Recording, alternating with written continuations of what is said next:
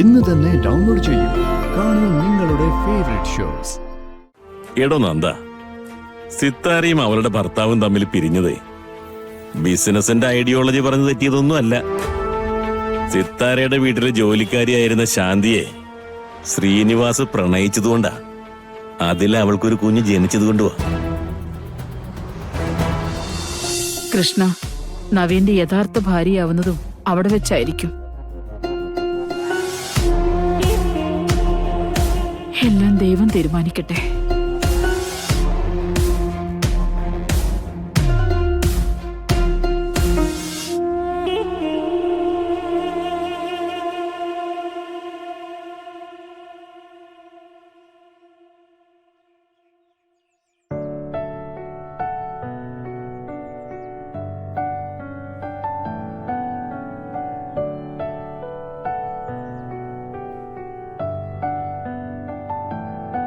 അതെ, പൂജാമുറിയിൽ നിന്ന് പ്രാർത്ഥന കഴിഞ്ഞിറങ്ങിയാലും പിന്നെ മൗന പ്രാർത്ഥന വല്ലതുണ്ടോ? അതിന് ഞാൻ പ്രാർത്ഥിച്ചതൊന്നുമല്ല. ഓ, ഭാഗ്യം. അതെ, താൻ റെഡിയല്ലേ? എന്തിന്? പുറത്തു പോകാനായിട്ട്. പുറത്തു പോവാനോ? അതും വ്രതം ഉള്ളപ്പോഴോ? ഇതൊക്കെ ആരാ തീരുമാനിച്ചേ? തീരുമാനിച്ചത് ഞാനാ. മുത്തശ്ശിയുടെ അടുത്തുനിന്ന് അനുവാദം വാങ്ങിച്ചിട്ടുണ്ട്. വ്രതം അനുഷ്ഠിക്കുമ്പോ പുറത്തു പോവാൻ മുത്തശ്ശി ഒരിക്കലും സമ്മതിക്കില്ല. എന്നോട് കള്ളം പറയണ്ട. എന്നാ നമുക്ക് മുത്തശ്ശിയോട് തന്നെ പോയി ചോദിക്കാം. അതിന്റെ ഒന്നും ആവശ്യമില്ല. ഇനിയിപ്പം മുത്തശ്ശി പറഞ്ഞാലും ശരി, വ്രതസമയത്ത് ഒരിടത്തേക്കും ഞാൻ വരുന്നില്ല. സാറേ, എടോ മാണിക്കുഞ്ഞ്, താനത് കേൾക്കുന്നുണ്ടോ? നമ്മൾ എത്ര കാര്യപ്പെട്ട സ്ഥലത്തേക്കാ ഇയാളെ വിളിക്കുന്നത്, പക്ഷെ വരാൻ പറ്റില്ല പോലും. മാഡം, എന്തിനാ വെറുതെ സാറിനെ ഇങ്ങനെ വിഷമിപ്പിക്കുന്നേ? നമുക്ക് പോയിട്ട് വന്നൂടെ? എങ്ങോട്ട്? അത് ശരി, സാറ് ഇതുവരെ സ്ഥലമൊന്നും പറഞ്ഞില്ലേ? എടോ, അത് പിന്നെ ഞാൻ... ഓ, എന്തോന്നു സാറേ ഇത്? നമ്മൾ വിശേഷപ്പെട്ട അമ്പലത്തിലേക്കാണ് പോകുന്നു പറഞ്ഞാ ഗാഥമാട എപ്പ സംഭവിച്ചു എന്ന് പറഞ്ഞാ പോരെ? ഇവിടെ അടുത്തേ പ്രശസ്തമായ ഒരു ശിവക്ഷേത്രമുണ്ട്. അങ്ങോട്ടാ സാറ് വിളിക്കുന്നേ. അങ്ങോട്ട് പോകുന്നു പറഞ്ഞുകൊണ്ടാണ് മുത്തശ്ശി സമ്മതിച്ചു തന്നെ. മാണിക്കുഞ്ഞെ, വെറുതെ എന്നോട് കള്ളം പറയരുത്. രണ്ടുപേരും കൂടി എന്നെ പറ്റിക്കാൻ ഇറങ്ങിയിരിക്കല്ലേ? എടോ, തന്റെ പറച്ചില് കേട്ട് കഴിഞ്ഞാ തന്നെ എന്തോ തട്ടിക്കൊണ്ടു പോകാനായിട്ട് നമ്മളെന്തോ പ്ലാൻ ചെയ്ത പോലെയാണ് താൻ പറയുന്നത്. അല്ല, നമ്മള് ഭാര്യയും ഭർത്താവല്ലേ. നമ്മൾ ഒരുമിച്ച് അമ്പലത്തിൽ പോയി കഴിഞ്ഞാൽ എന്താ കുഴപ്പം? എന്റെ പൊന്നു മാഡം, ആദ്യമൊക്കെ ഉണ്ടല്ലോ ഈ നവീൻ സാറിനോടെ അമ്പലത്തിൽ പോകാൻ പറഞ്ഞാലേ സാറ് കേൾക്കത്തില്ലെന്നേ. ഇനിയിപ്പൊ നിർബന്ധിച്ചാൽ തന്നെ അമ്പലത്തിൽ പോവേണ്ടി വന്നാലും അവിടെ ചെല്ലുമ്പോഴേക്കേ സാറ് വണ്ടിയിലിരിക്കും. കുറെ വഴിപാട് നടത്താനേ എന്നെ അയക്കുകയും ചെയ്യും. കുറെ വഴിപാടുകൾ നടത്താതെ വിട്ടിട്ടുണ്ട് അല്ല സാറേ? എടോ, ഇനി താൻ അതൊക്കെ പറഞ്ഞ് കുളവാക്കിക്കോ. എന്തായാലും ഒരു കാര്യം ചെയ്യേ, അമ്പലത്തിൽ പോകാനൊരു തീരുമാനം എടുത്തിട്ടുണ്ടെങ്കിൽ നവീൻ പോയിട്ട് വരൂ. എനിക്ക് എന്തായാലും വരാൻ താല്പര്യമില്ല. മാണിക്കുഞ്ഞ്, എടോ, ഗാഥ ഇപ്പോഴും വിചാരിച്ചു വെച്ചിരിക്കുന്നത് നമ്മൾ കള്ളം പറഞ്ഞ് ഇയാളെ കൂട്ടിക്കൊണ്ട് പോകുന്ന.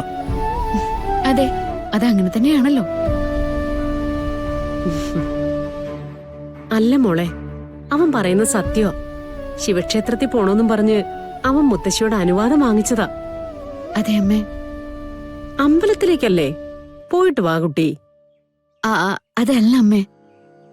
ശരിയാ, 41 ദിവസത്തെ വ്രതം നടക്കുമ്പോ ഭാര്യ ഭർത്താക്കന്മാരെന്ന നിലയ്ക്ക് അകലം പാലിക്കണമെന്ന് സിദ്ധൻ പറഞ്ഞിട്ടുണ്ട്. അതിനർത്ഥം പരസ്പരം നോക്കിക്കൂടുന്നോ കണ്ടുകൂടുന്നോ ഒന്നുമല്ല. ഇത്രയും മുതിർന്ന നിങ്ങളോട് ഞാനത് പറഞ്ഞ് മനസ്സിലാക്കി തരേണ്ട കാര്യവും ഇല്ല.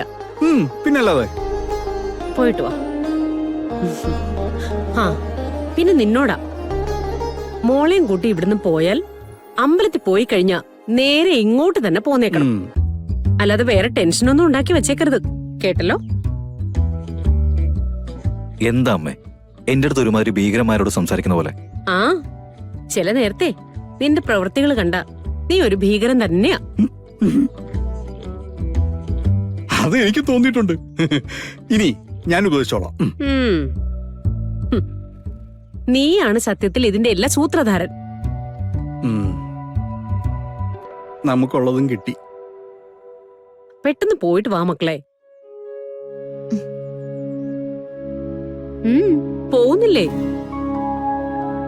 പോവാമേ, ക്ഷേത്രത്തിലേക്കല്ലേ.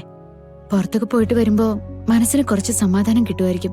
അതേ മോളെ, വേദനിപ്പിക്കുന്ന എന്തെങ്കിലും ചിന്തകൾ മനസ്സിൽ കിടക്കുന്നുണ്ടെങ്കിൽ അതാ നടയിൽ ഇറക്കി വെച്ചേക്ക്.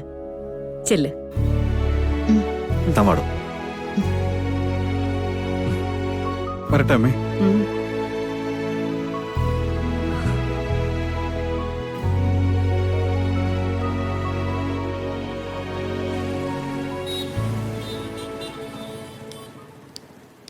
ഹലോ നന്ദ.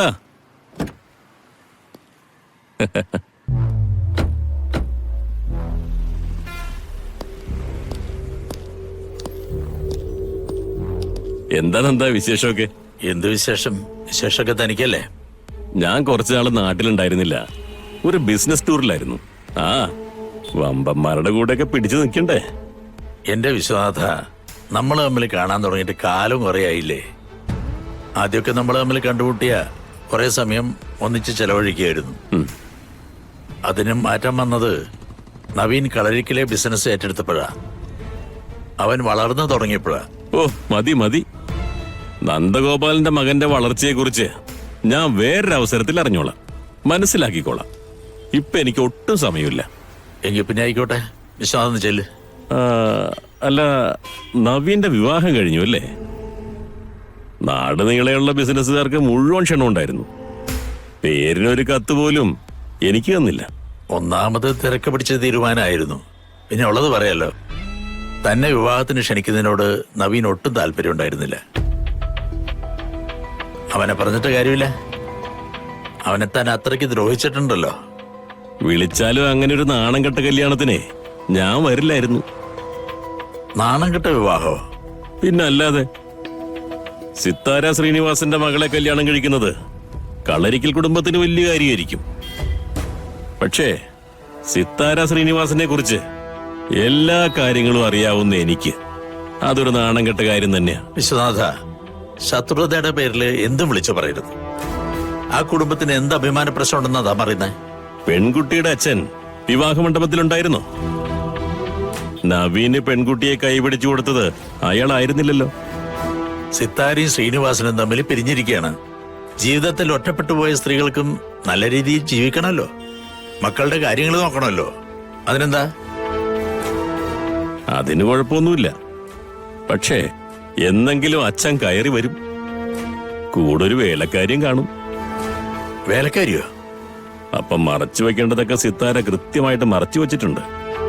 എടോ നന്ദ, സിത്താരയും അവളുടെ ഭർത്താവും തമ്മിൽ പിരിഞ്ഞതേ ബിസിനസിന്റെ ഐഡിയോളജി പറഞ്ഞു തെറ്റിയതൊന്നും അല്ല. സിത്താരയുടെ വീട്ടിലെ ജോലിക്കാരിയായിരുന്ന ശാന്തിയെ ശ്രീനിവാസ് പ്രണയിച്ചതുകൊണ്ടാ. അതിൽ അവൾക്കൊരു കുഞ്ഞ് ജനിച്ചതുകൊണ്ടുവാ. എന്താ താൻ ഞെട്ടിപ്പോയോ?